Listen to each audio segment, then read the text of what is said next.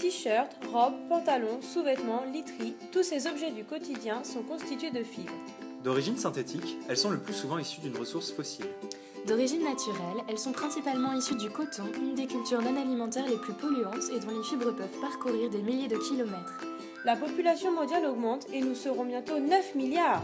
Il faut alors répondre à cette demande croissante en s'assurant que chaque individu puisse subvenir à ses besoins de première nécessité, se nourrir, se vêtir, tout en respectant l'environnement. Comment proposer une production de fibres alternatives permettant de répondre à ces enjeux? Alex, Marion Julien, Mathilde, tous les 4 ingénieurs. agronome, et chimistes, spécialisé dans l'option chimie des bioprocédés pour un développement durable. nous sommes associés pour répondre à cette question. qu'avons-nous imaginé? Nous vous proposons Cornéo, la fibre autrement. 100% cellulosique Produite localement, Issus d'un résidu agricole, Dans une démarche d'écologie industrielle, et d'économie circulaire. et concrètement, que faisons-nous? La culture de maïs est très étendue en Aquitaine.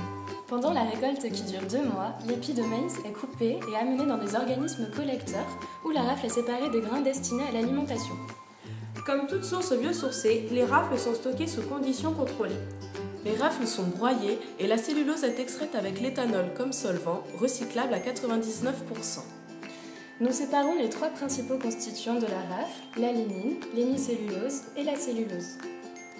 La lignine peut être alors valorisée pour produire de nouvelles résines époxy. L'hémicellulose est fermentée pour produire de l'éthanol ou de l'énergie.